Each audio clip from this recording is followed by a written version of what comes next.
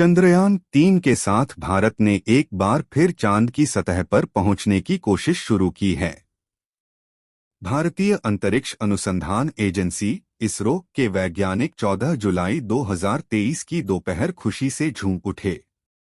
श्रीहरिकोटा के Satish Dhawan space centre Chandrayaan 3 को launch किया गया।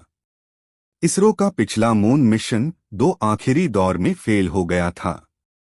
चंद्रयान 3 को पिछली गलतियों से सबक लेकर डिजाइन किया गया है।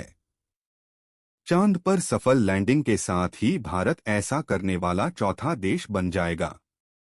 अब तक केवल अमेरिका, रूस और चीन ही चांद पर सॉफ्ट लैंडिंग कर पाए हैं। इसरो ने चंद्रयान 3 को कई तरह के टेस्ट से गुजारा है ताकि चंद्रयान 2 जैसी चूक न होने पाए। चंद्रयान 3 प्रोजेक्ट से जुड़ी हर बात 5 पॉइंट्स में समझिए। चंद्रयान 3 प्रोजेक्ट क्या है? चंद्रयान 2 मिशन से कितना अलग? चंद्रयान भारत का महत्वाकांक्षी अंतरिक्ष प्रोजेक्ट है। इसके जरिए भारतीय वैज्ञानिक चांद के बारे में ज्यादा से ज्यादा जानकारी हासिल करना चाहते हैं। 2003 के स्वतंत्रता दिवस संबोधन में तत्कालीन प्रधानमंत्री अटल बिहारी वाजपेयी ने चांद से जुड़े मिशन की घोषणा की थी। इसरो ने 2008 में चंद्रयान 1 लॉन्च किया। वह डीप स्पेस का पहला मिशन था। 2019 में चंद्रयान 2 को लॉन्च किया गया। 14 जुलाई 2023 को श्रीहरिकोटा से चंद्रयान 3 का।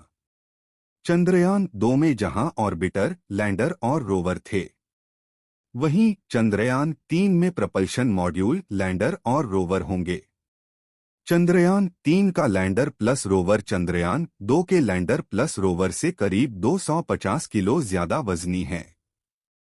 चंद्रयान 2 की मिशन लाइफ अनुमानित थी, वहीं चंद्रयान 3 के प्रपल्शन मॉड्यूल को 3 से 6 महीने काम करने के लिए डिजाइन किया गया है। चंद्रयान 2 के मुकाबले चंद्रयान 3 ज्यादा तेजी से चांद की तरफ बढ़ेगा। चंद्रयान 3 के लैंडर में 4 थ्रस्टर्स लगाए गए हैं।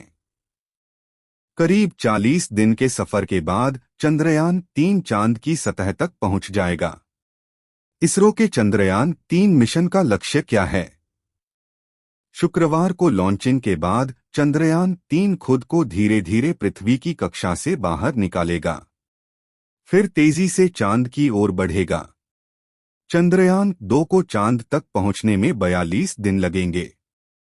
चांद के पास पहुंचकर यह उसके गुरुत्वाकर्षण बल के हिसाब से एडजस्ट करेगा। वृत्तीय कक्षा को घटाकर 100x100 किलोमीटर तक लाने के बाद चंद्रयान 3 का रोवर प्रपल्शन मॉड्यूल से अलग हो जाएगा और सतह की ओर बढ़ना शुरू करेगा। रोवर के भीतर ही लैंडर मौजूद है।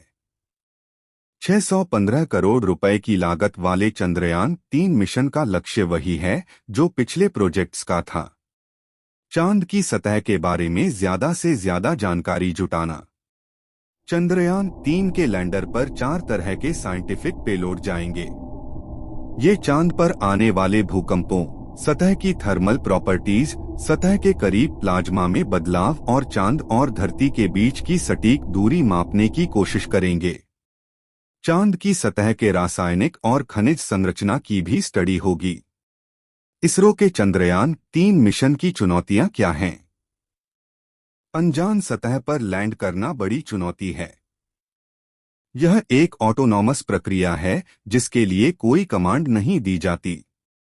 लैंडिंग किस तरह होगी, यह ऑनबोर्ड कंप्यूटर तय करता है। अपने सेंसर्स के हिसाब से लोकेशन, हाइट, वेलोसिटी वगैरह का अंदाजा लगाकर कंप्यूटर फैसला लेता है।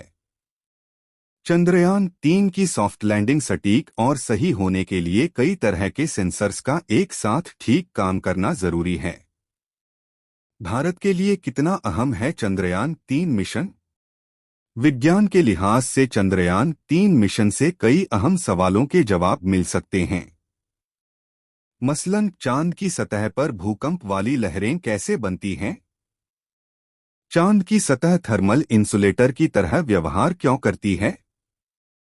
चांद का केमिकल और एलिमेंटल कंपोजिशन क्या है? यहाँ के प्लाज्मा में क्या क्या है? चंद्रयान-3 मिशन की सफलता भारत के अंतरिक्ष कार्यक्रम की सबसे बड़ी उपलब्धियों में से एक होगी। अमेरिका, रूस और चीन के बाद भारत चौथा ऐसा देश बन जाएगा जिसने चांद पर सॉफ्ट लैंडिंग की होगी। हाल के सालों में इसरो ने खुद को दुनिया की लीडिंग स्पेस एजेंसी के रूप में स्थापित किया है।